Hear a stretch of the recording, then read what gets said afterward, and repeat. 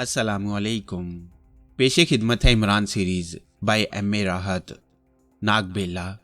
Captain Sardar Ali ने दूरबीन की मदद से वह हेलीकॉप्टर देख लिया जो बहुत दूर नीची परवाज कर रहा था। उसी वक्त उसे वायरलेस पर आवाज़ सुनाई दी। Hello sea wolf VS. Hello sea wolf VS over. Yes attending tiger over.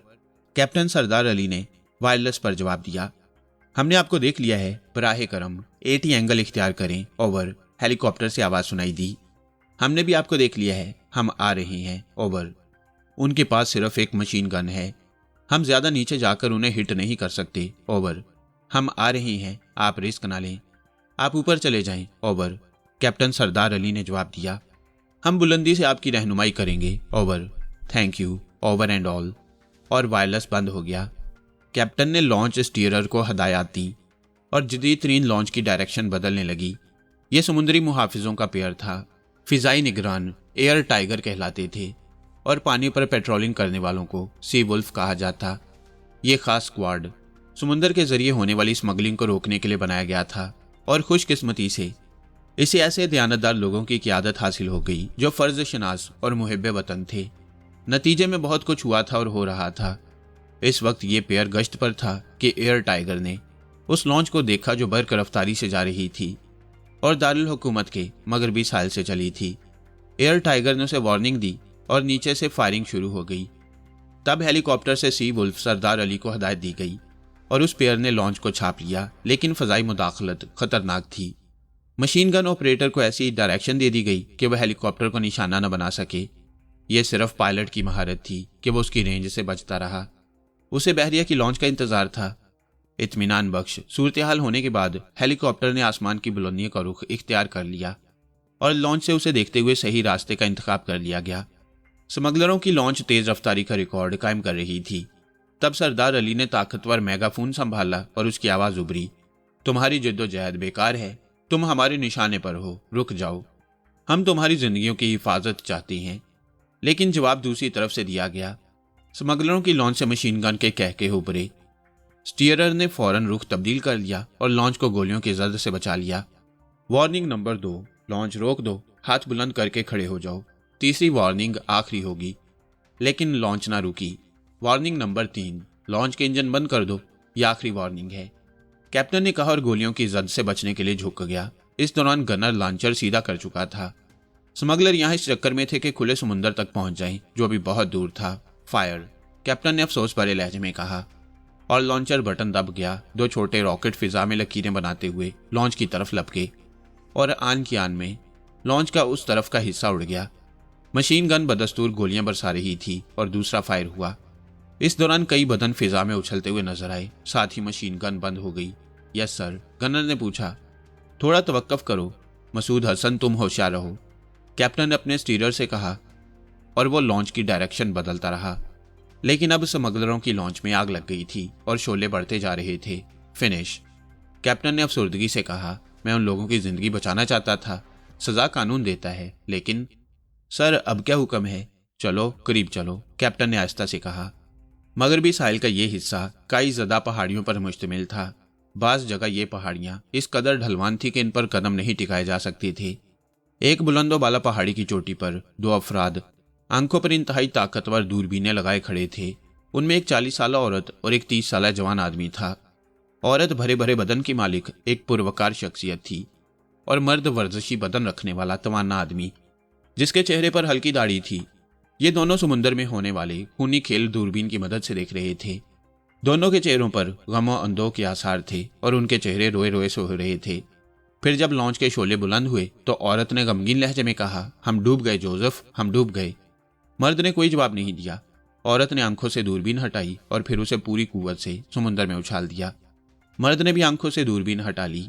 औरत ने एक ठंडी सांस भरी और आहिस्ता से बोली, यह खेल इस तरह खत्म होना था, हो गया। हौसला रखे मैडम, खेल तो जिंदगी के साथ होती हैं। अब तक जो कुछ होता रहा वो भी आप जानती हैं, और इसके बाद जो कुछ होगा हमें उसके लिए अपने आप को तैयार रखना चाहिए। क्या अब भी कुछ होगा?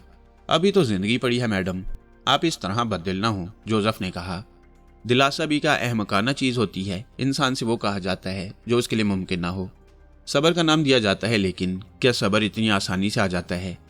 मैडम वक्त अपनी तामीरें नौ करता है। मैं आपसे सिर्फ यही कह सकता हूँ कि अपने आप को संभालिए। जोसेफ, 6 करोड़ का माल लदा हुआ था उस पर। यह अगर निकल जाता तो हमारी तकदीर बदल जाती। फिर यहाँ रहने की जरूरत नहीं थी हमें। मैडम, काफी अरसे से ऐसी इतलात मिल रही थी। हमें यह रिस्क नहीं लेना चाहिए था। उधर देखिए, हेलीकॉप्टर इस सिमत आ रहा है।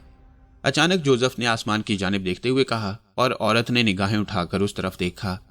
आइए मैडम, प्लीज, खुदकुशी नहीं करनी चाहिए। अभी हमारे पास जिंदगी के बहुत से साल हैं। आइए प्लीज। वो इधर ही आ रही हैं। क्या हम आसानी से उनसे अपना बचाव कर सकेंगे? अगर वो यहां से गुजर गए तो हमारी कार देख ली जाएगी, मैडम ने परेशान होते हुए कहा। आप आइए तो सही प्लीज, जोसेफ ने औरत का हाथ पकड़कर कहा और औरत उसके साथ पहाड़ी से उतरने लगी। हेलीकॉप्टर के बारे में यह तो नहीं कहा जा सकता था कि उसने उन्हें देख लिया है, लेकिन रुख कुछ ऐसा ही इख्तियार किया था उसने जैसे उन्हें देख लिया गया हो। वो सफेद रंग की कार तक पहुंच गई। जोसेफ ने डिग्गी खोली और उसमें से कुछ सामान उतारने लगा। ये क्या कर रहे हो जोसेफ? मैडम, क्या ये मुनासिब होगा कि ये लम्हात आप मुझे सौंप दें और मुझ पर भरोसा करें? औरत ने अजीब सी निगाहों से जोसेफ को देखा, फिर एक ठंडी सांस लेकर बोली, जो दिल चाहे करो। क्या कह सकती हूं मैं? जोसेफ ने साथ लाया हुआ सामान नीचे उतारा और उसमें से कुछ अजीबोगरीब चीजें निकालने लगा। उसने औरत के खुशनुमा लिबास पर गोश्त के मसनूई लौथड़े डाल दिए और उसका बदन खून से रंगीन करने लगा। फिर यही अमल उसने अपने साथ भी किया।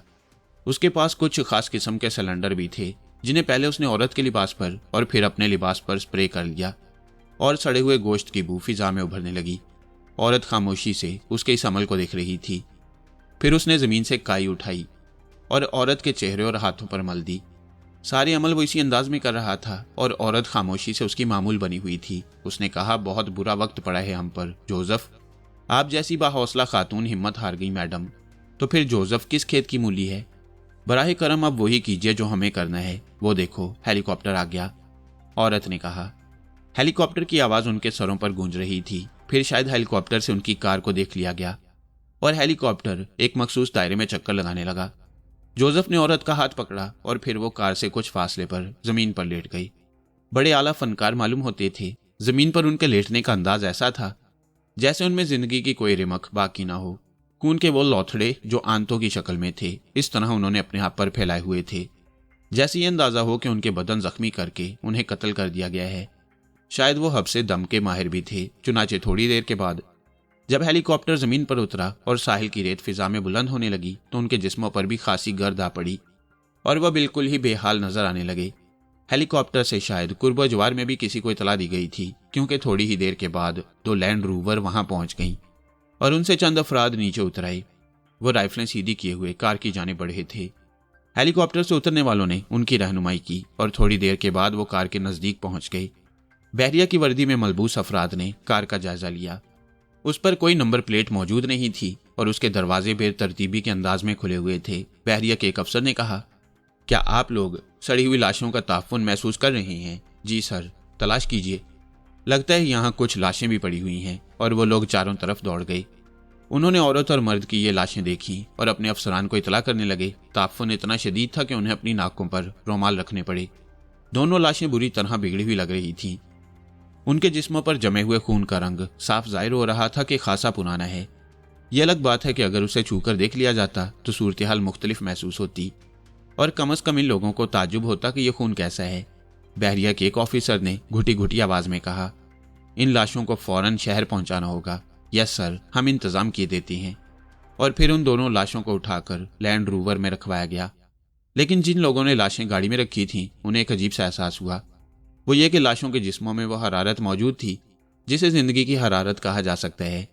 अलबत्ता इससे शदीद ताफुन ने उन्हें हवास बाख्ता कर रखा था। चुनाचे इस बात पर मजीद गौर किए बगैर लाशों को लैंड रोवर में रखवा दिया गया और 2 अफराद उनके साथ नाक पर रुमाल रखकर बैठ गई। एक शख्स ने ड्राइविंग सीट संभाल ली। फिर लैंड रोवर स्टार्ट होकर चल पड़ी। बहरिया के अफसर आला ने गालिबन उन्हें कुछ हदायत दे दी थीं जिनके तहत वो अपने काम से चल पड़े।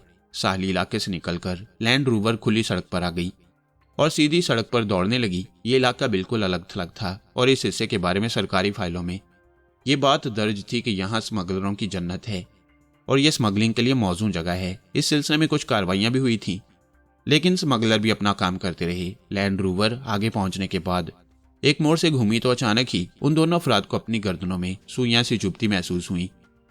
उन लोगों ने इस ताफन से बचने के लिए लैंड रोवर के शीशे खोले और मुंह बाहर निकाले हुए थे, जिसकी बिना पर उनकी निगाहें उन लाशों की जानिब नहीं उठी थी। जबकि वो अगर अंदर ही उन पर निगाह किए बैठे होते तो मर्द शायद वो कार्रवाई इतनी आसानी से नहीं कर सकता था। लाश की शक्ल में पड़े हुए जोसेफ ने अपनी जेब से एक सिगरेट नुमा चीज निकाली थी और उसे होंठों में दबाकर उन दोनों का निशाना लेकर बारी बारी फूंका था। सिगरेट के अगले हिस्से में बारीक सा सुराख बना हुआ था और उस सुराख में से तीर की शक्ल की नीले रंग की बारीक सी सुई निकली थी, जो निहायत कामयाबी से उन दोनों की गर्दनों में लगी थी। हल्की सी चुमन का एहसास और इसके बाद मुकम्मल खामोशी। कोई इतना सरीउल असर जहर था कि वो लोग अपनी गर्दनें तक अंदर नहीं कर सके और वहीं ढेर हो गई। तब जोसेफ ने भारी लहजे में कहा, ड्राइवर गाड़ी रोको जल्दी। ड्राइवर जो सामने मुतवज्जा था इस आवाज को सुनकर चौंक पड़ा। वो ये समझा कि आवाज उन दोनों में से किसी की है जो उसके साथी थे और लैंड रोवर के अकबी हिस्से में बैठे हुए थे। ताहम उसने गाड़ी साइड करके ही रोकी थी। फिर ब्रेक दबाकर उसने गियर न्यूट्रल किया और पलट कर देखा तो अचानक ही उसे अपनी गर्दन के सामने वाले हिस्से में एक सुई सी चुभती हुई महसूस हुई। उसके दोनों हाथ गर्दन की जानिब बढ़े और फिर गर्दन उसके हाथों में ही रह गई। इसके बाद वह अपने हाथों को जुम्बिश नहीं दे सका। फटी फटी आंखों और साकित बदन ने फौरन ही एहसास दिला दिया कि वह अब जिंदगी से दूर हो चुका है। जोसेफ फुर्ती से उठकर बैठ गया। इसके बाद वो लैंड रोवर से नीचे कूदा और चक्कर काटकर ड्राइविंग सीट के बराबर आ गया। उसने मुर्दा ड्राइवर को घसीटकर बराबर की सीट पर बैठाया और खुद स्टीयरिंग संभाला और लैंड रोवर आगे बढ़ा दी। औरत भी अब उठकर बैठ गई थी और तहय्युर आमेज निगाहों से जोसेफ को देख रही थी। वो थोड़ी सी खिसक कर आगे आ गई और उसने कहा, ये क्या चीज इस्तेमाल की तुमने जोसेफ? जवाब में जोसेफ हंस पड़ा, मैडम आप जोसेफ की सलाहियतों को तस्लीम करती हैं। ऐसे छोटे छोटे चुटकुले बड़े कारआमद रहती हैं। ये सिर्फ एक सिगरेट है और मेरे पैकेट में दूसरे सिगरेटों के साथ पड़ी हुई थी। कहीं किसी भी मौका पर अगर हम फंस जाएं तो कोई सोच भी नहीं सकता था कि यह सिगरेट इतनी मोहलिक होगी। लेकिन क्या हुआ है मेरी समझ में नहीं आया। सिगरेट के ऊपरी हिस्से पर साइनाइड में बुझी हुई सुइयां लगी हुई थीं। बस एक लम्हा और जिंदगी का खात्मा। असल में यह अफ्रीका के जंगली कबाइल का एक तरीकाकार है और इसमें तब्दीली आपके इस जोसेफ की हुई है। मैं आपको इसकी तफसील फिर कभी बताऊंगा। जोसेफ ने फखरिया लहजे में कहा, तुम जीनियस हो जोसेफ। Thank you madam. मगर मैं मरी जा रही हूँ। क्यों मैडम? क्या तुम इस बदबू को महसूस नहीं कर रहे? वो तो है मैडम। खुदा के लिए मुझे इससे छुटकारा दिलाओ। क्या आप शहर तक नहीं जाना चाहेंगी? शायद मैं शहर तक जिंदा वापस ना पहुंच सकूं। इस वक्त तक तो जहनी ही जान के आलम में मैंने ये बदबू बर्दाश्त की थी, लेकिन अब यूं लगता है जैसे दिमाग की रगें फट जाएंगी। ओहो, फिर तो कुछ करना पड़ेगा, जोसेफ ने सोचते हुए कहा। खुदा के लिए कुछ करो। देखता हूं मैडम, जोसेफ ने कहा। लैंड रोवर की रफ्तार सुस्त कर दी। वैसे बहरिया की गाड़ी थी और कोई भी लम्हा खतरनाक हो सकता था, लेकिन कुछ नहीं किया जा सकता था। फिर सड़क के नशे में काफी फासले पर उन्हें पानी नजर आया। या तो कोई झील थी या फिर ऐसी जगह जहां बारिश की वजह से पानी भर गया हो, लेकिन जगह ऐसी थी जहां लैंड रोवर जैसी गाड़ी को उतारा जा सकता। चुनाचे जोसेफ ने कहा, मैडम वो पानी नजर आ रहा है। हाँ, मैं भी देख चुकी हूं और तुमसे कहने ही वाली थी। तो फिर होशियार हो जाइए। ठीक है Joseph, thank you very much, औरत ने जवाब दिया और जोसेफ ने गाड़ी को सड़क के नशेब में एहतियात के साथ उतार दिया। नशेब इतने हमवार भी नहीं थे कि गाड़ी आसानी से सफर कर लेती, लेकिन अव्वल तो वो लैंड रोवर थी और फिर जोसेफ एक माहिर ड्राइवर भी था। चुनाचे वो लैंड रोवर को एहतियात के साथ उस ढलान पर से उतार कर नीचे मैदान में ले आया। यहाँ बहुत से दरख्त, खेत और लंबी लंबी घास भी उगी हुई थी, जो इस वक्त इन लोगों के लिए बड़ी कारआमद थी। वैसे जगह इंतहाई नाहमवार और बेतुकी थी, लेकिन जोसेफ किसी न किसी तरह लैंड रोवर को पानी के करीब ले ही आया। अतराफ में झाड़ियां बिखरी हुई थीं। करीब आने के बाद यह अंदाजा हो गया कि यह बस कुदरती झील बन गई है। गालिबन कोई नशेबी जगह थी जहां बारिश का पानी भरा हुआ था, लेकिन इस तापमान से निजात हासिल करना जरूरी था। औरत गाड़ी से नीचे उतर गई और जोसेफ भी नीचे उतर आया। मुझे लिबास उतारना पड़ेगा। मैं आपके एहतराम की जमानत देता हूँ, जोसेफ ने कहा और औरत आहिस्ता खरामी से झील की जानिब बढ़ गई। थोड़े फासले पर जोसेफ एक झाड़ी की आड़ में बैठ गया। उसने जेब से सिगरेट का पैकेट निकाला, एक सिगरेट मुंतखब की और इसके बाद उसे सुलगाकर उसके गहरे गहरे कश लेने लगा। साथ ही उसका जहन बर्क रफ्तारी से सोचता भी जा रहा था। उसने सिगरेट के एक दो कश लिए और उसे फेंक कर उठ खड़ा हुआ। उन लाशों को ठिकाने लगाने के लिए यह जगह मुनासिब थी। चुनाचे उसने सबसे पहले ड्राइवर को उसकी सीट से उतारा। सबसे बेहतर बात यह थी कि उनके बदन खून आलूद नहीं थे और उनके बदन की वर्दियां महफूज थीं। तीनों बहरिया के जवानों की लाशें गाड़ी से घसीटकर उतारने के बाद जोसेफ ने अपने लिबास को उतारा। और फिर उसने इत्मीनान के साथ अपना लिबास भी उतार दिया और बहरिया के ऐसे जवान की वर्दी मुंतखब कर ली जो उसकी तनोतूश का था। वर्दी को उसने अपने बदन पर जेबे तन किया और उसे बदबू से निजात मिल गई। अलबत्ता वर्दी पर लगे हुए फ्लैग और बहरिया की टोपी उसने नहीं इस्तेमाल की।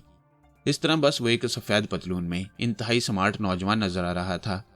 इस काम से फरागत हासिल करने के बाद उसने चोर निगाहों से मैडम को देखा। मैडम अभी तक पानी में गुसल कर रही थी।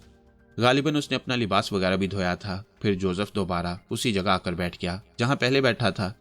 उसने सिगरेट निकालकर होंठों में दबाया और उसे जलाने लगा, लेकिन अचानक ही न जाने क्या हुआ, उसकी पुश्त में एक तेज चुभन हुई और फिर उसके बदन में आग सी फैल गई। उसके हलक से एक खौफनाक धार सी निकली। फिर वो दीवानों के से अंदाज में उठ खड़ा हुआ। उसका हाथ अपनी पुश्त पर पहुंचा था और वो झाड़ी से कुछ फासले पर हट आया। फिर उस वक्त जब वो झाड़ी से कुछ ही दूर हटा था, उसने झाड़ी में से एक स्याह नाग को निकलते हुए देखा। स्याह रंग का नाग तेजी से रेंगता हुआ दूसरी झाड़ी में घुसा और गायब हो गया। अचानक उसे अकब से मैडम के दौड़ने की आवाज सुनाई दी और चंद लम्हों के बाद भीगे हुए कपड़ों में मलबूस वो उसके करीब पहुंच गई। जोसेफ का पूरा चेहरा पसीने में भीगा हुआ था और उसके अंदाज में सख्त वहशत नजर आ रही थी। क्या हुआ, क्या हो गया? मैडम ने घबराई हुई आवाज में पूछा और जोसेफ ने सामने की जानिब इशारा कर दिया। मैडम को सांप तो नजर नहीं आया, लेकिन जोसेफ के इशारे पर उसने सामने नजर दौड़ाई तो उसे कुछ और ही नजर आया था। ये एक नौजवान लड़की और एक उधेड़ उम्र आदमी था। आम जोड़ों से बिल्कुल मुख्तलिफ, बिल्कुल अनोखा अंदाज, अजीब से लोग। मैडम ने एक नजर उस जोड़े को देखा जो खासे फासले पर था, लेकिन जोसेफ की इस कैफियत की वजह उसकी समझ में नहीं आई। उसने चंद लम्हात उस जोड़े पर निगाहें जमाई रखी। फिर जोसेफ से बोली, जोसेफ, मुंह से तो कुछ कहो, क्या हुआ है? क्या किया है इन्होंने? और तुम? मैडम सख्त परेशानी के आलम में जोसेफ के करीब उकड़ों बैठ गई। जोसेफ का बदन बुरी तरह ईंट रहा था। यूं महसूस होता था जैसे वो जानकनी के आलम में हो। उस पर बड़ी अजीब सी कैफियत तारी थी और वह अपने बदन को बुरी तरह जुम्बिश दे रहा था। फिर मैडम ने उसके मुंह से नीला नीला पानी बहते हुए देखा और बुरी तरह परेशान हो गई। उसने जोसेफ के शानों को झिंझोड़ते हुए कहा, जोसेफ, कुछ कहो तो सही, खुदा के लिए, क्या हो गया है तुम्हें? जोसेफ की आंखें हलकों से उबली पड़ रही थीं। नीला पानी झाग की शक्ल में उसके मुंह से निकल रहा था। वो कुछ कहना चाहता था, लेकिन शायद उसकी जुबान भी ऐंठती जा रही थी। फिर ना जाने किस तरह उसके हलक से फटी फटी आवाज निकली, सांप, सांप। मैडम ने हैरान निगाहों से इधर उधर देखा और फिर अचानक ही उसे जमीन पर एक लकीर सी नजर आई, लहराती बल खाती लकीर जो आगे जाकर झाड़ियों में गुम हो गई थी। तब उसकी समझ में आया कि जोसेफ की इस कैफियत की वजह वो अनोखा जोड़ा नहीं है, बल्कि शायद उसे किसी सांप ने काट लिया है। क्या तुम्हें सांप ने काट लिया है? उसने सवाल किया। जोसेफ गर्दन भी नहीं हिला पा रहा था। अब तो मैडम की परेशानी इंतहा को पहुंच गई। उसने जोर जोर से चीख चीख कर दोनों हाथ हिलाए और थोड़े फासले पर नजर आने वाले अजीबोगरीब जोड़े को आवाजें देने लगी। वो दोनों हैरान हैरान से अपनी जगह से हटकर मैडम की तरफ आने लगे। मैडम की आंखों में वहशत के आसार थे। उसने उस वक्त आने वालों पर गौर नहीं किया, बल्कि फौरन ही बोली, मदद करो, हमारी मदद करो, मेरे साथी को सांप ने काट लिया है। हे रे, तेरे साथी को सांप ने कैसे काट लिया रे? हमारा ही इंतजार करत रही का? मर्द अजीब से लहजे में बोला। फिर लड़की की तरफ देखकर कहने लगा, चल री, तेरा तो काम शुरू हुई गवा। अजीब सा लहजा था और अजीब सा अंदाज। लड़की ने उधेड़ उम्र मर्द की तरफ देखा तो वो बोला, अरे रुकी का है, मर जाएगा सुसरा, जरी देख का हुई से। और लड़की जमीन पर बल खाते हुए जोसेफ के पास आ गई। उसने जोसेफ को देखा और फिर उसके जिस्म पर जख्म का निशान तलाश करने लगी। फिर उसने जोसेफ की कमर के पास वो निशान देख लिया और छिपकली की तरह जमीन पर हाथ पांव से चलती हुई जोसेफ की पुश्त पर आ गई। दोनों हाथ जमीन पर टिकाकर उसने उस जख्म को देखा और दूसरे लम्हे उस पर होंठ रख दिए। मैडम मुतज्जिब निगाहों से उसे देख रही थी। लड़की जोसेफ की पुश्त से इस तरह चिपक गई थी जैसे उसके बदन का कोई हिस्सा बन गई हो। उसने एक बार भी जोसेफ के जख्म से मुंह नहीं हटाया। फिर तकरीबन 2 या 2.5 मिनट तक वो इसी तरह जोसेफ के बदन से जहर चूसती रही, यहां तक कि उसने जमीन पर खून की कुल्ली कर दी। इस खून के साथ नीलाहटों की आमेजिश भी थी, जिसका मतलब था कि जहर खत्म होने के बाद खून उसके मुंह में आ गया है। फिर वो अपनी जगह से उठ गई। जोसेफ के अंदाज से यूं लग रहा था जैसे उसे सुकून हासिल हो गया हो। उसके चेहरे पर जो नीलाहटें बिखरती जा रही थीं, वो अब खून की सुर्खी हासिल करती जा रही थीं। उसकी आंखों की वहशत भी कम होती जा रही थी। वैसे इस तमाम शिद्दत और तकलीफ के दौरान वो बेहोश नहीं हुआ। ये उसकी जबरदस्त कुव्वत इरादी थी कि उसने अपने आप को बेहोश होने से बाज रखा। लड़की के हट जाने के बाद भी वो जमीन पर पड़ा गहरी गहरी सांसें लेता रहा।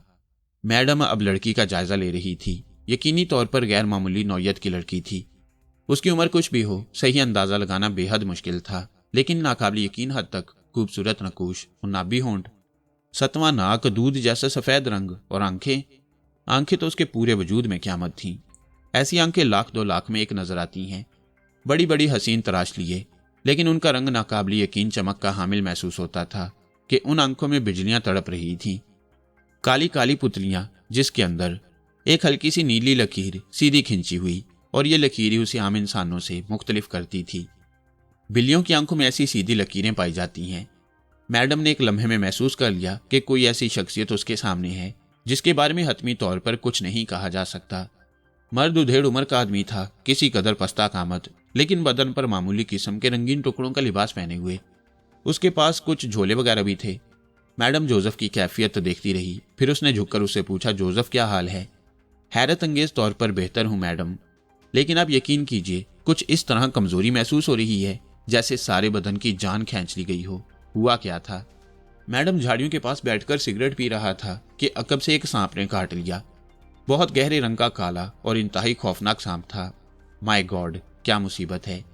लगता है हम पर नहूसतों के साए हो गए हैं। जोसेफ, अब क्या करें? मैडम, ये कौन लोग हैं? पता नहीं, खुदा ही जानता है। मैडम ने एक बार फिर उन दोनों को देखते हुए कहा। लड़की अब इन तमाम हालात से बेपरवाह खड़ी हो गई थी। अचानक ही मैडम की आंखों में एक अजीब सी चमक लहराई। वो उन दोनों को देखती रही, फिर उसने मुस्कुराते हुए कहा, बाबा जी, क्या नाम है तुम्हारा? अरे तोहार काम हुई गवाह, अब नाम धाम काहे को पूछत हो? नहीं बाबा जी, आपने हम पर इतना बड़ा एहसान किया है, हम आपके उस एहसान का बदला चुकाना चाहते हैं। आप बताइए, आप कहाँ जा रहे थे? जहन्नुम में जाई रे। अरे हम कहाँ जात रहे, तुम का बताएं? नहीं बाबा जी, मैं आपकी पूरी मदद करूंगी। सोच लो, कहना आसान है, करना मुश्किल होवत। आप बिल्कुल फिक्र न करें, हम दिलो जान से आपकी खिदमत करेंगे। आपने अपना नाम नहीं बताया। खतोरिया रहन हमारा नाम, का समझी? का नाम रहन? खतोरिया, मैडम ने दोहराया। हाँ, और ये लड़की? ई सुसरी सीता रहे, तुम्हारी बेटी है। मैडम ने सवाल किया और उधेड़ उम्र आदमी अजीब से अंदाज में खामोश हो गया। यहां से तो चला जाए मैडम, ये जगह तो बहुत खतरनाक मालूम होती है। हाँ है तो सही, और ये गाड़ी, आप जानती है मैडम, ये कितना मुश्किल काम है। तो फिर वापसी के लिए क्या तरीका इख्तियार किया जाए? लिफ्ट लेना होगी। अच्छा आओ, तुम सब आओ मेरे साथ। आओ बाबा जी, आप भी आओ। आप बेफिक्र हो, मैंने जो कुछ कहा है वो करूंगी। और लड़की, तुम भी मेरे साथ आओ। मैडम ने लड़की से कहा और फिर वो चारों सड़क की जानिब चल पड़े। जोसेफ लड़खड़ा रहा था, लेकिन मैडम ने उसे बाजू से सहारा दे रखा था। खुशकिस्मती थी कि सड़क पर पहुंचते ही स्याह रंग की एक मर्सिडीज आती हुई नजर आई और मैडम सड़क के बीचों बीच आ खड़ी हुई। वह भी जोसेफ को सहारा दिए खड़ी थी।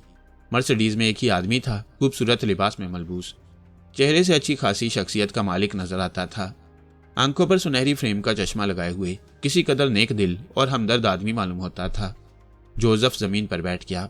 मैडम उस शख्स के करीब पहुंची जिसने उन्हें देखकर मर्सिडीज रोक दी थी, और फिर मैडम किसी कदर आजिजी से बोली, एक्सक्यूज मी सर, हम लोग एक मुश्किल का शिकार हो गए हैं। मेरे साथी को सांप ने काट लिया था, इसकी हालत काफी खराब है। क्या आप हमें शहर तक लिफ्ट दे सकेंगे? ओहो, क्यों नहीं। उस शख्स ने मैडम की शख्सियत को गौर से देखा और कार का दरवाजा खोलकर बाहर निकल आया।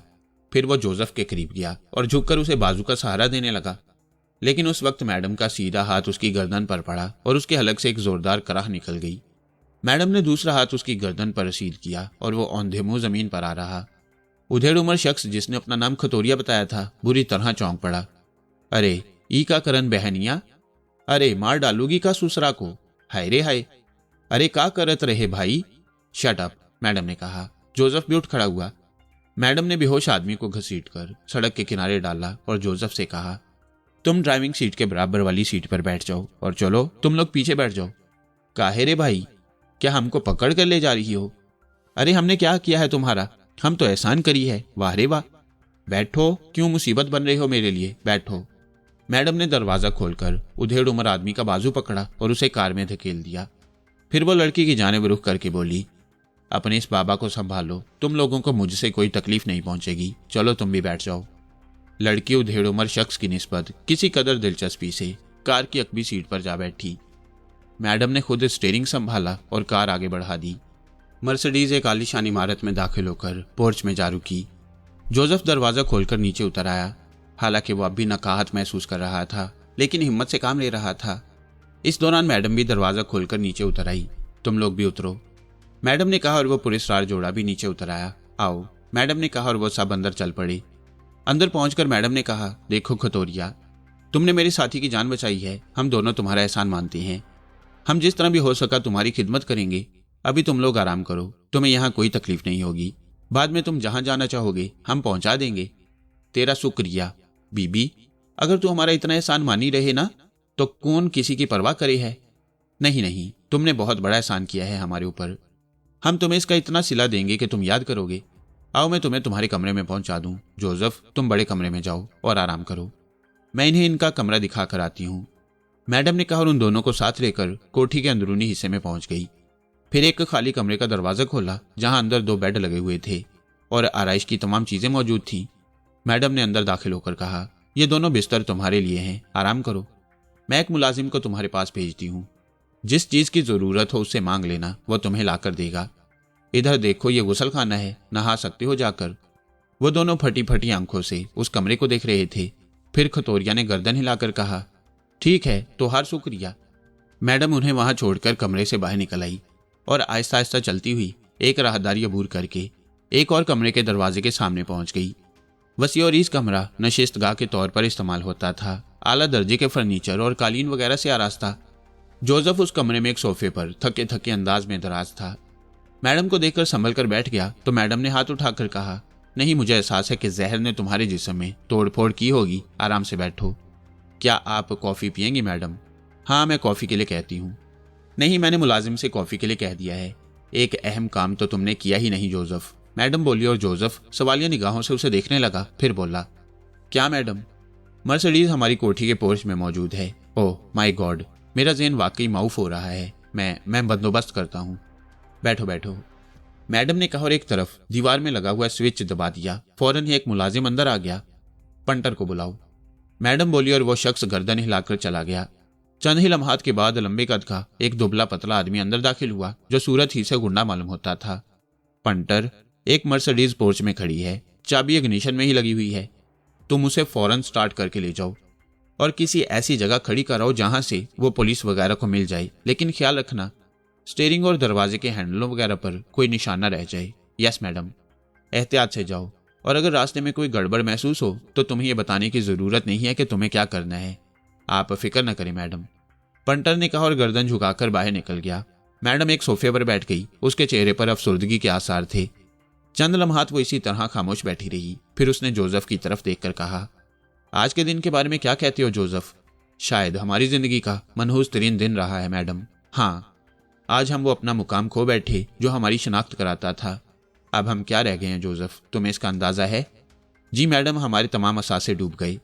ना सिर्फ असासे डूब गए जोसेफ, बल्कि जिन लोगों के हम मकरूज हो गए हैं वो हमें जिंदा नहीं रहने देंगे। काश ये माल निकल जाता मैडम। अगर ये माल निकल जाता जोसेफ तो यूं समझ लो हमारी जिंदगी में एक नए दिन का आगाज हो जाता। इसमें क्या शक है मैडम। अगर मैं कोई कम हिम्मत औरत होती जोसेफ तो खुदकुशी करने पर गौर करती। मैं आपसे पहले ही कह चुका हूं मैडम कि जिंदगी में रेल और जेल का तस्वुर तो हमेशा होता है। हम अपनी कोशिशों में कामयाब नहीं हो सकते, लेकिन जिंदा तो हैं, और जिंदा हैं तो अभी हजारों रास्ते हमारे सामने खुले हुए हैं। क्या ख्याल है हम रूपोश हो जाएं? नहीं मैडम, मैं इसकी मुखालफत करता हूं। तो फिर कर्ज ख्वाहों को क्या जवाब दोगे? कुछ नहीं, हम अपनी साख से काम लेंगे। मुमकिन हो सकता है, क्यों नहीं मैडम? तुम्हारी क्या कैफियत है? मैडम, जहर के असरात को महसूस कर रहा हूं। क्या महसूस कर रही हो? आप यकीन कीजिए, उस वक्त जब सांप ने मेरे जिस्म में काटा था तो मुझे यूं महसूस हुआ जैसे मेरे बदन में दौड़ता हुआ खून नहीं बल्कि सियाल आग हो जो मेरे पूरे वजूद को खाकस्तर कर रही हो। फिर उस नाकाबिल यकीन लड़की ने मेरे बदन से जहर चूस लिया और रगों में दौड़ती हुई आग सर्द हो गई। लेकिन मैडम, यूं महसूस हो रहा है जैसे पिछले कई महीनों से बिस्तर से लगा रहा हूं। ये जहर के असरात हैं यकीनन। ठीक है जोसेफ, अब तुम्हें कुछ दिन आराम करना चाहिए। मैडम, मैं आराम तो कर लूंगा, लेकिन हमें मुस्तकबिल की मंसूबाबंदी भी करना होगी। मैं गौर करूंगी जोसेफ। और कोई ऐसा कदम नहीं उठाएंगी जो पछताने के लिए हो। नहीं, अब इतनी कमजोर दिल भी नहीं हूं। मैडम, उस जोड़े का क्या करेंगी आप? जोसेफ ने सवाल किया और मैडम पुरख्याल अंदाज में उसे देखने लगी। फिर बोली, और तुम इस बात का एतराफ करते हो जोसेफ कि मेरा जहन बड़ी बर्क रफ्तारी से सोचता है, क्यों नहीं मैडम? अब जरा अपने जहन में उस लड़की का सरापा लाओ। जी मैडम। क्या हम इसे दुनिया की हसीन तरीन लड़की नहीं कह सकते? 100% मैडम। आपने उसकी आंखों को नहीं देखा, उसकी आंखें दुनिया की हसीन तरीन आंखें हैं, और ये आंखें ही मुझे ये एहसास दिला रही हैं कि वो कोई मामूली शख्सियत नहीं। आपका क्या ख्याल है मैडम? एक पुरस्कार किरदार जिसके बारे में अभी कोई फैसला कुन बात नहीं कही जा सकती, और उसका साथी उसकी तरह पुरस्कार। तो फिर आपने कोई खास बात सोची है मैडम? हाँ, क्या ये जोड़ा हमारे मुस्तकबिल का साथी नहीं बन सकता? मुस्तकबिल का साथी? हाँ जोसेफ, इस लड़की से तो हम दुनिया के वो काम ले सकते हैं जिन्हें आज तक करने में नाकाम रहे हैं। जोसेफ संभल कर बैठ गया। चंद लम्हात सोचने के बाद वो बोला, मसलन मैडम। लेकिन उस वक्त उन दोनों को खामोश होना पड़ा। मुलाजिम ट्रॉली धकेलता हुआ ला रहा था जिस पर कॉफी के बर्तन सजे हुए थे। जोसेफ ने उठने की कोशिश की तो मैडम ने उसे रोकते हुए कहा, नहीं, तुम रुक जाओ, आज तुम्हारी मेहमान नवाजी मैं करूंगी। फिर उसने मुलाजिम से वापस जाने को कहा। मुलाजिम वापस चला गया तो मैडम ने ट्रॉली में रखे हुए बर्तनों को संभाल कर रखना शुरू किया। कॉफी की प्याली और बिस्किटों की प्लेट उसने जोसेफ के सामने रखी और खुद भी अपनी कॉफी की प्याली लेकर सोफे पर आ बैठी। फिर उसने कहा, जोसेफ, अगर हम इस लड़की की तरबियत कर लें तो ये हमारे लिए किस कदर कारआमद मोहरा साबित होगी, इसका तुम तसव्वुर नहीं कर सकते। जो कुछ हमने खोया है हम इसे लड़की के जरिए हासिल कर सकते हैं। मगर कैसे मैडम? अभी कुछ नहीं बताऊंगी, ये एक तवील काम होगा जिसके लिए हमें बहुत कुछ करना होगा। आपका ज़हन जिस रफ्तार से काम करता है मैडम, मैं उसका साथ नहीं दे सकता। अगर तुम मुझ पर एतमाद करो जोसेफ, तो मैं तुम्हें वो कर दिखाऊंगी जिसका तुम तसव्वुर भी ना कर सको। और जोसेफ, हमारे वो साथी जो शायद अपना माल डूब जाने की वजह से अब हमारे साथी ना रह सकें, अगर हमारी मुट्ठी में ना कस जाएं तो मेरा नाम भी शेराना नहीं है। जोसेफ तारीफी निगाहों से मैडम को देखने लगा, फिर बोला, यकीनन आपके जहन में कोई ऐसा ही मंसूबा होगा। अरे ये लड़की क़यामत ढाएगी, क़यामत। बस शर्त इतनी सी है कि ये हमारे मकसद के लिए तैयार हो जाए। तैयार करेंगे मैडम इसे। लेकिन आपका क्या ख्याल है, कौन हो सकते हैं ये लोग? हो सकता है सुपेरे हों, किसी आबादी से आए हों, सुपेरों की बस्ती से। इन लोगों को सांपों और जहरों के बारे में बड़ी मालूमात हासिल होती हैं, और ये बाज़ औक़ात बड़ी पुरस्कार शख्सियतों के मालिक भी होती हैं। शहर में शायद खाने कमाने के लिए आए होंगे। हो सकता है, ये तो इनसे बात करना पड़ेगी। तो मैडम फिर अभी बात क्यों ना करें? नहीं नहीं, उन्हें आराम करने दो, थोड़ा सा वक्त गुजार लें तो अच्छी बात है, मैडम ने कॉफ़ी के घूंट लेते हुए कहा। फिर वो कुछ देर सोचती रही और इसके बाद जोसेफ से बोली, कॉफ़ी पीने के बाद तुम आराम करो। यस मैडम, जोसेफ ने जवाब दिया। फिर वो उस वक्त तक जोसेफ के पास बैठी रही जब तक कॉफ़ी ख़त्म ना हो गई। इसके बाद वो दोनों अपनी जगह से उठ गए। दोनों आला दर्जे के बाथरूम में लगी फिटिंग से सर मार रहे थे, टूंटियां घुमा रहे थे, बटन दबा रहे थे और दोनों के चेहरों पर दिलचस्पी के आसार नजर आ रहे थे। ये सब क्या है खतौरिया? लड़की ने कहा। ये शहर वालों का गोरख धंधा है, अपने कामों के जादूगर होमे हैं। मगर इसमें पानी कहाँ से आता है? अरे हमका क्या पता, पर कोशिश करत हैं, खतौरिया ने कहा। और फिर उसने एक नॉब घुमाई तो ऊपर लगे हुए शावर से पानी की धारें फूटने लगीं। दोनों चीख कर पीछे हट गए। ई तोहारी मनक मनोई, खतौरिया ने हंसकर कहा, और लड़की भी हंसने लगी। मैं तो भीग गई खतौरिया। अरे बाबा, भीगना तो रहे है, हम बाहर जाते हैं, तू नहा कर आ जा। तो हम भी नहा ही लेंगे। खतौरिया बाहर निकल आया तो लड़की ने दरवाज़ा बंद कर दिया। खतौरिया बाहर बैठा इंतजार कर रहा था। काफ़ी देर के बाद लड़की मुस्कुराती हुई गुसल खाने से बाहर निकली तो उसकी पिंडलियों तक के लंबे लंबे बाल बिखरे हुए थे और चेहरे का हुस्न ऐसा नजर आ रहा था कि देखने वाला एक निगाह देखे तो होश हवास पर काबू पाना मुश्किल हो जाए। जा रे खतौरिया, तू भी नहा ले। अरे कोई गड़बड़ तो ना ही हुई रे? नहीं खतौरिया, वो सब कुछ तो बहुत अच्छा है, इतना अच्छा कि हम सोच भी नहीं सकते थे। आकर बात करी हैं तुझसे, खतौरिया ने कहा और खुद गुस्ल खाने में दाखिल हो गया। लड़की बिस्तर के नरम गद्दों को हाथ से दबा दबा कर देख रही थी, कालीन पर चल चल कर देख रही थी। उसके चेहरे पर शौक के आसार थे, यूं लगता था जैसे उसे ये सब कुछ बड़ा अनोखा महसूस हो रहा हो। फिर उस वक्त तक वो इन अचंभों में खोई रही जब तक खतौरिया पानी में शराबूर बाहर न निकल आया। ये शहर वाले भी बस पागल हैं सुसरे, क्या तुम कपड़े पहन कर नहाए थे? लड़की ने कहा और हंस पड़ी। अरे तुमको का बताई, का हुई रे? पैर नहाई लिए? वाह रे वाह, तुम्हारे शहर वालों की मनक मनोई। खतौरिया ने कहा और एक बिस्तर पर बैठा, लेकिन फौरन ही उछल कर खड़ा हो गया। अरे ई का हुई रे? क्या हुआ? अरे बाप रे, ई सुसरा तो नीचे ही धन से जावे है। बैठो, ये तो बहुत अच्छा है, लड़की ने हंसकर कहा और बैठकर खतौरिया को दिखाया तो वो भी बैठ गया। कितनी अलग जिंदगी है इन लोगों की। अरे तू ना जानत इन ससुरों को, देख लो हमारी छाती में छेद करोई है। अरे का जवाब दें हम, शकल काली हो गई है, ई का करें? खतौरिया ने कहा। लड़की के चेहरे पर भी गंभीरता छा गई और उसकी मुस्कुराहटें खत्म हो गईं। उसके चेहरे पर एक अजीब सा गुलाबी रंग बिखर गया। फिर आहिस्ता आहिस्ता उसकी आंखों में सुर्खियां लहराने लगी और उसने कहा, ठीक कहते हो खतोरिया, ये दुश्मन है हमारे देवताओं के सामने हमें जलील करा दिया। नहीं, तुम ठीक कहते हो, ये हमारे दोस्त नहीं हो सकते। पर एक बात कहें? कहो। इनसे काम निकालो। इनके सामने खोपड़ियां उठाई रे तो नुकसान होगा। अपना काम करने के वास्ते हमका ऐसा सहारा चाहिए था जो देवताओं ने दिलवा दिया, पर चालाकी से काम करना होगा। ठीक कहते हो, तुम फिक्र मत करो। यहाँ इन दोनों की आसाइशों का पूरा पूरा ख्याल रखा गया। शाम को बेहतरीन खाना पेश किया गया।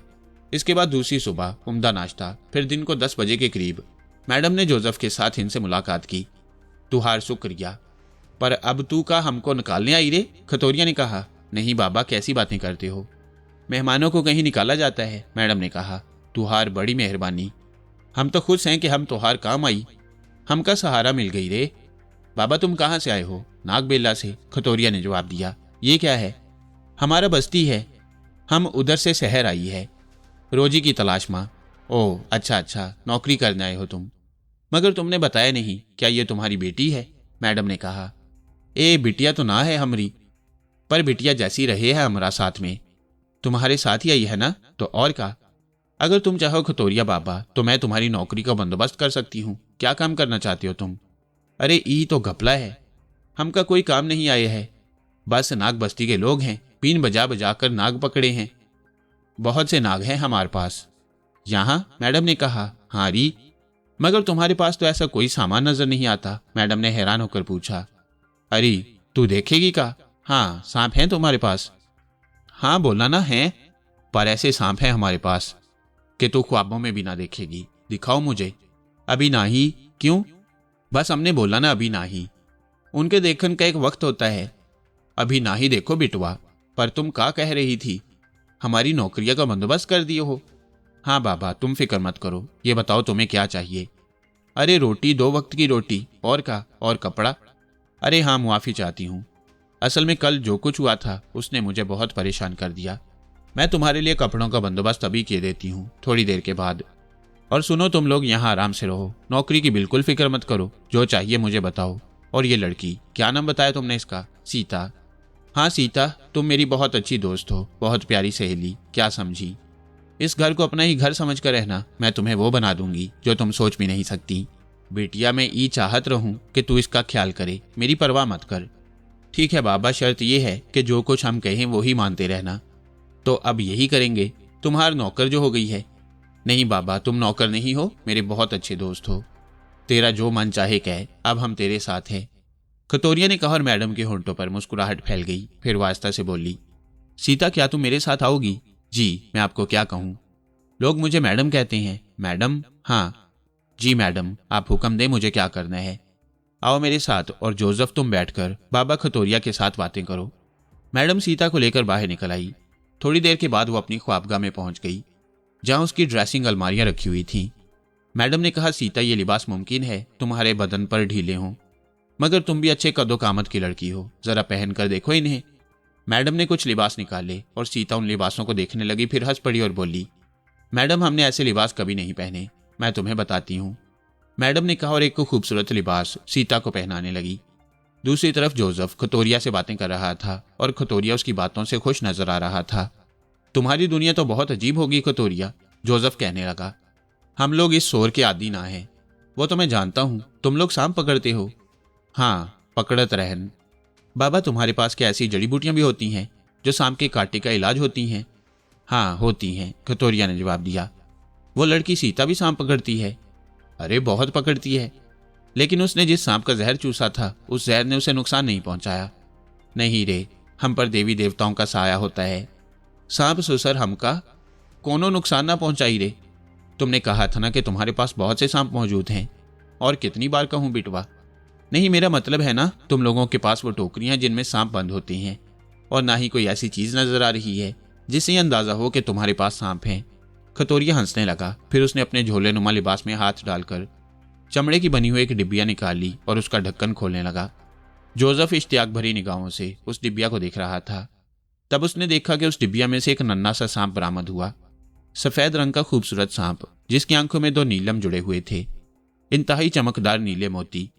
अगर बूढ़ा खतोरिया ये ना कह देता कि यह सांप है तो उसे किसी इंसान की शाकाहारी का ऐसा हसीन नमूना समझा जा सकता था।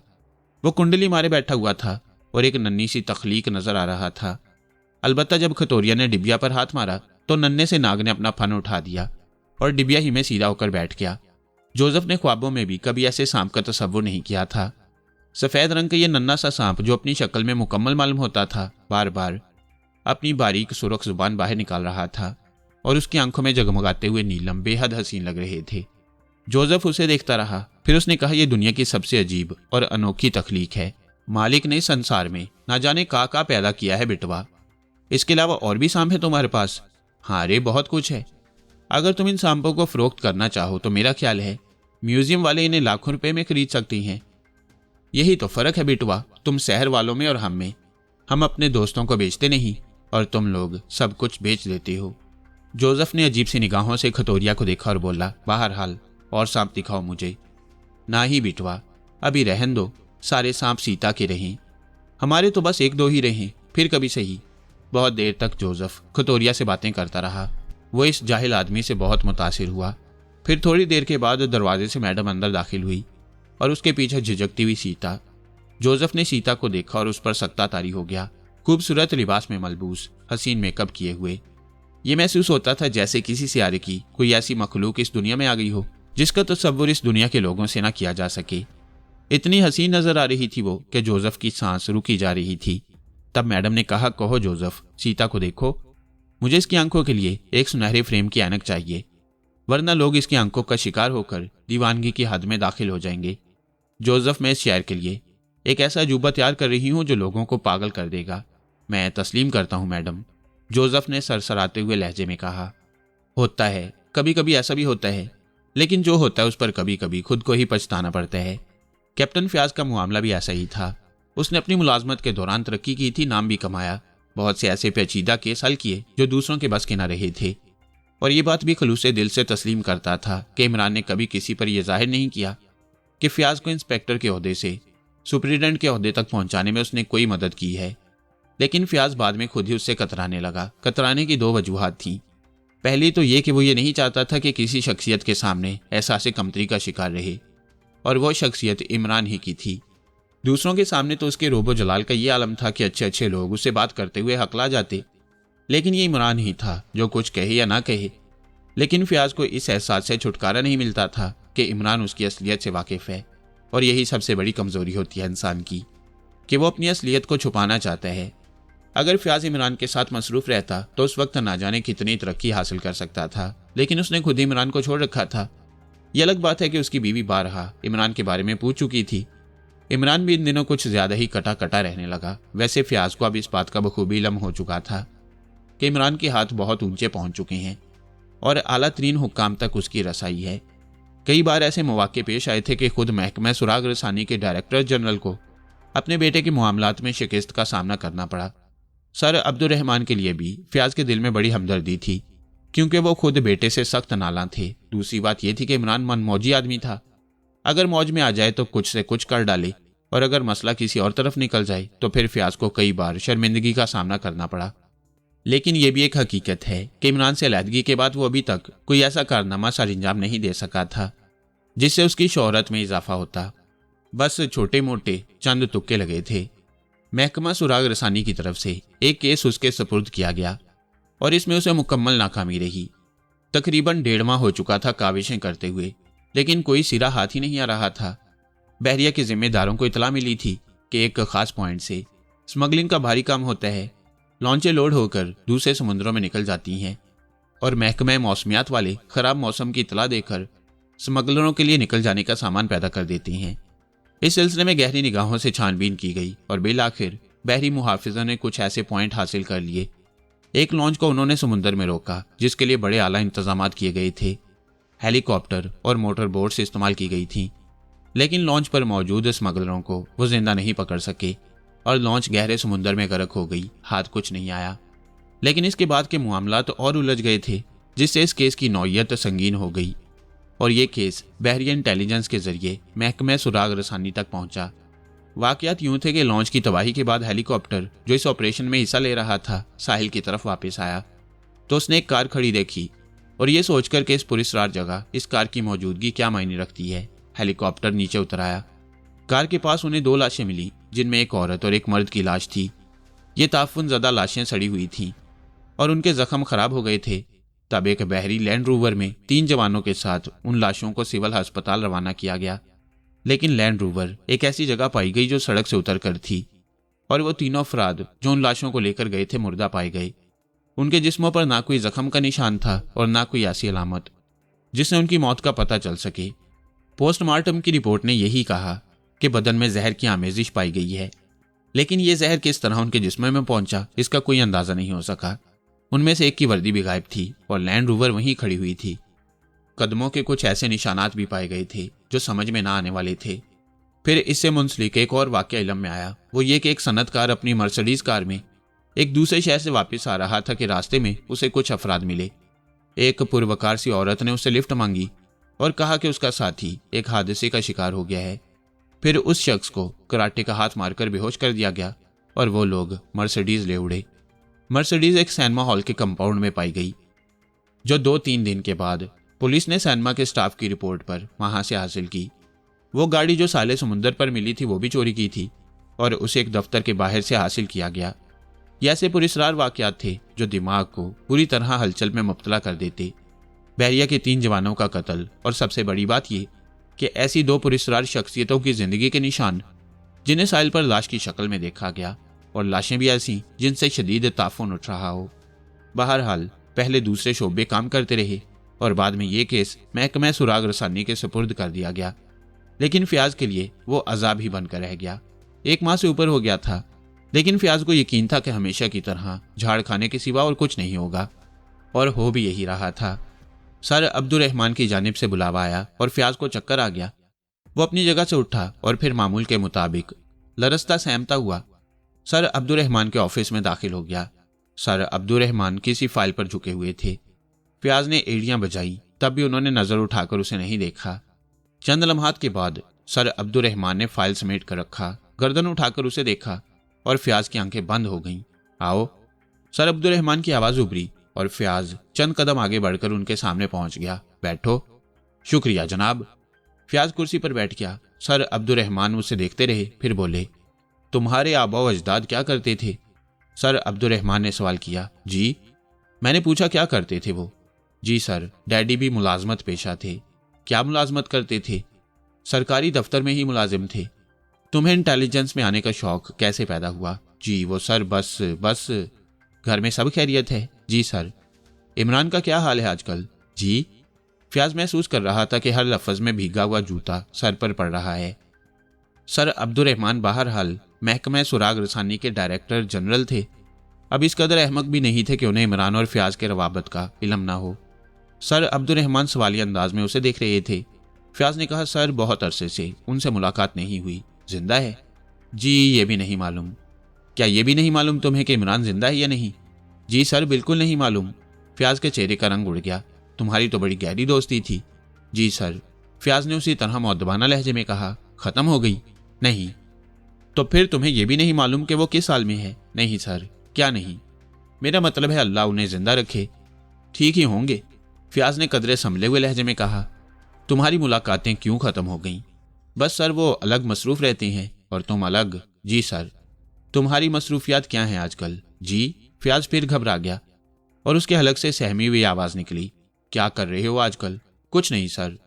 हाँ यही मेरा अंदाजा था। तुम ऐसा करो कि इमरान से मुलाकात करो। जी। फयाज ने इंतहाई बौखलाए हुए लहजे में कहा। हर बात में अहमकों की तरह जी जी ना करो। जो कह रहा हूं उसे समझो और समझ कर जवाब दो। Yes sir, yes sir. Imran से मुलाकात करो। जी बहुत बेहतर। मुझे इस बात से कोई दिलचस्पी नहीं है कि इमरान का और तुम्हारा क्या मामला है। असल में इतनी लानतान हो चुकी है कि अब मैं भी इस बात को नजरअंदाज करने लगा हूं। मैं ये सोच रहा हूं कि बजाते खुद किसी तरह इस काम में मुदाखलत करूं, लेकिन उम्र का तकाजा है और वैसे भी बराह रास्त ऐसे काम नहीं किए जा सकते। लेकिन क्या करूं, ऐसे नाकारा अफराद की टीम मुझे दे दी गई है जो कुछ भी नहीं करते। इमरान से राब्ता करो और उसे इस बात पर आमादा करो कि वो इस सिलसिले में तुम्हारी मदद करे। बात बहरिया की है और अगर उस तरफ से कोई बड़ा काम शुरू हो गया तो ना तुम उसे संभाल सकोगे ना मैं। जी जी सर। फिर वही जी जी, गेट आउट। सर अब्दुर्रहमान ने करख्त और झिल्लाए हुए लहजे में कहा, और फयाज इस तरह कुर्सी से उठकर खड़ा हो गया जैसे कुर्सी में कांटे निकल आए हों। जाओ। सर अब्दुर्रहमान फिर गरजे और फयाज कुर्सी में गिरकर उलझते उलझते बचा। दोहरी कैफियत का शिकार हो गया था। कुर्सी से खड़ा हुआ, जाने के लिए एड़ियां भी बजाना चाहता था, लेकिन दोनों काम गुडमुड हो गई और फिर कुर्सी को संभालने पर ही इक्तफा किया। सीधा खड़ा हुआ, गालिबन डिसिप्लिन की पाबंदी करने के लिए। मगर सर अब्दुर्रहमान की गरज फिर सुनाई दी, आई से गेट आउट। और फयाज मार्च करने वाले अंदाज में जल्दी जल्दी कदम उठाता हुआ दरवाजे से बाहर निकल आया।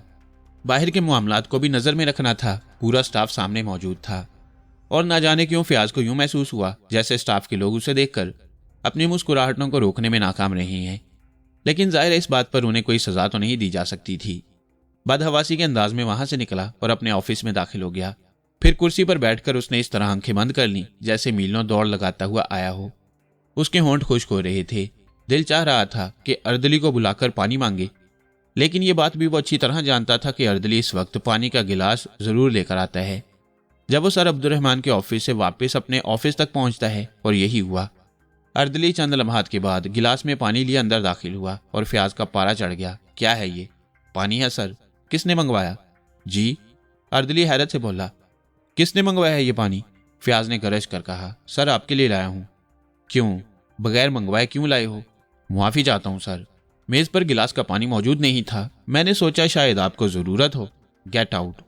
फयाज ने सर अब्दुर्रहमान का गुस्सा बेचारे अर्दली पर उतारा और अर्दली जल्दी से वापस पलटा। सुनो। फयाज फिर गरजा, जी सर, पानी यहीं रख जाओ। जी सर, अर्दली ने कहा, लेकिन वापस मुड़ते हुए उसके होंठों पर मुस्कुराहट थी। अर्दली के जाते ही फयाज ने पानी का गिलास उठाया और एक ही सांस में पूरा गिलास खाली कर दिया। उसका दिल चाह रहा था कि घंटी बजाकर अर्दली को बुलाए और उससे मजीद पानी मंगवाए, लेकिन इसकी भी हिम्मत नहीं हुई। बहुत देर तक वो अपने जलते हुए ज़हन पर काबू पाने की कोशिश करता रहा। फिर एक ठंडी सांस लेकर सीधा हो गया। सर अब्दुर्रहमान ने इमरान से मुलाकात करने के लिए कहा था और फयाज ये सोच रहा था कि यह भी डूब मरने का मुकाम है। इमरान से तो बाकायदा ठन गई थी और उसके बाद मुलाकात नहीं हुई थी। इमरान ने भी उससे मिलने की कोशिश नहीं की और अब तो वाकई खासा तवील अरसा हो गया था कि इमरान से मुलाकात नहीं हुई थी। और अब वो फिर उससे मिलेगा, इमरान उसका मजाक उड़ाएगा और जिंदगी अजाब बन जाएगी। एक बार सिलसिला जुड़ गया तो दोबारा तोड़ना खासा मुश्किल होगा। लेकिन इस बेइज्जती की जिंदगी से तो बेहतर यही है कि इमरान की फजूलियात ही बर्दाश्त कर ली जाए। बहुत देर तक वो अपने आप को संभालने की कोशिश करता रहा और फिर उसने दिल में सोचा कि जब तकदीर में यही सब कुछ लिखा हुआ है तो फिर क्या किया जा सकता है। चुनाचे बहुत से मंसूबे जहन में तरतीब देने के बाद वो अपनी जगह से उठ गया